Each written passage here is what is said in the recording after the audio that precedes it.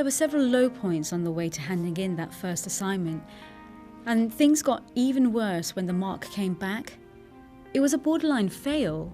I'd worked so hard at this, and I'd somehow convinced myself that it might be okay. But the mark said it all.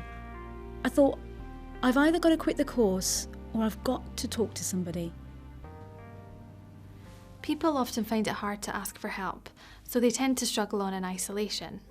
They do develop their own coping strategies that are, to some extent, effective. But often it just means that they drive themselves longer and harder, and this can really impact on their recreation time, their relationships, and their self-esteem. Our experience is that when you seek help, things take a turn for the better.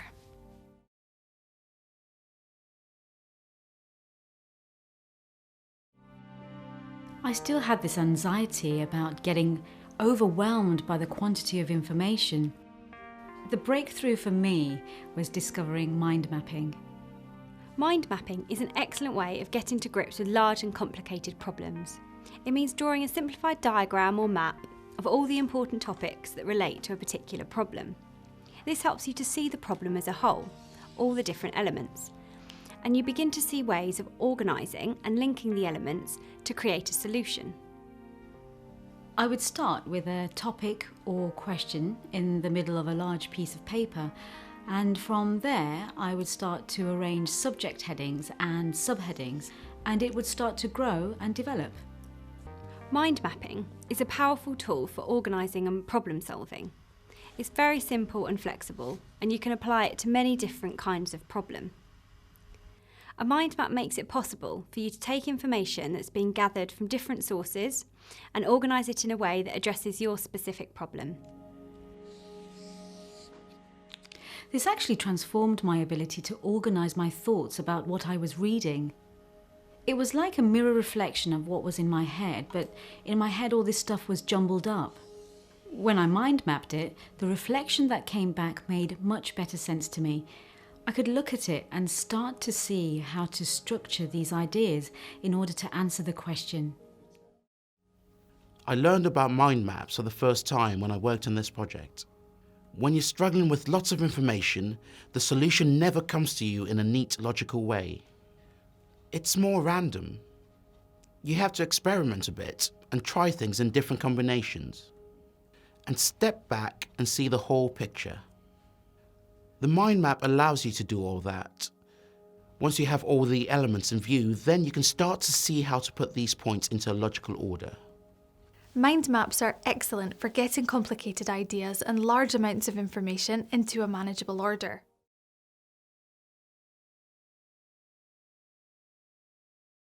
Mindfulness means awareness. People have compared mindfulness to meditation, and there are some similarities, but mindfulness is not linked to any particular faith. It simply seeks to help filter out distracting thoughts and bring the mind to a more focused and calm state. I was encouraged to do some martial arts when I was a teenager to help me with focus, so I took to mindfulness quite easily.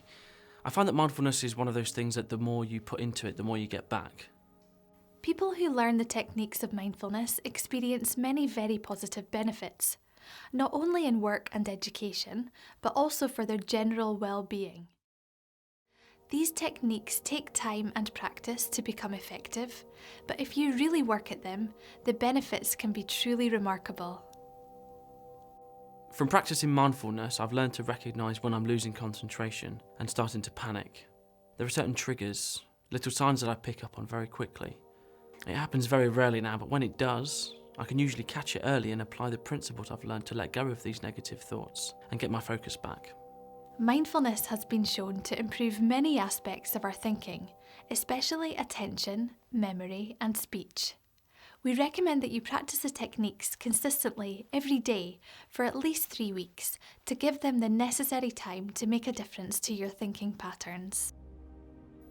The classes I took in mindfulness taught me some short activities and exercises that I can apply during the working day, especially when I feel things are getting away from me. They help me get back my sense of calm.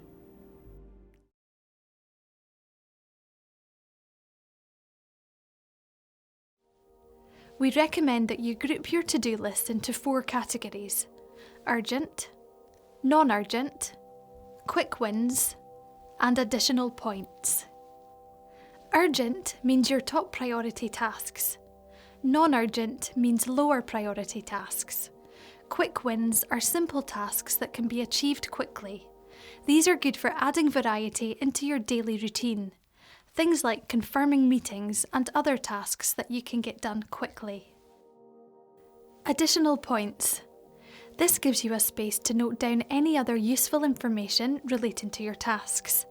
It can include things like contact details and reminders to do personal tasks such as buying a birthday gift or paying a bill. You will need to consider how often to renew your to-do list. Many people create a new one every day, but it's also possible to renew every few days or even every week. See what works best for you. I prefer to renew my list every day, and I like the fact that for each day I can see clearly what's most urgent and what's not so urgent. The quick wins section helps me to keep on top of those little jobs, and whenever I've got a few minutes to spare, I have an immediate reminder of the things that I need to be getting on with. Breaking your tasks into these 4 categories and having them all on a single page is a great way to help you focus. You can see your whole plan at a glance. You can see what's higher priority and what's lower priority, and the quick wins help you to break up bigger, more complicated tasks with less demanding ones that will give your brain a break. Having additional points as a 4th category gives you a place to write additional notes, and it helps you to keep on top of personal tasks. I keep this daily list close to hand, and as I go through my day, I mark all the things that I've completed with a highlighter pen, so I can see all the things that I've achieved in a day.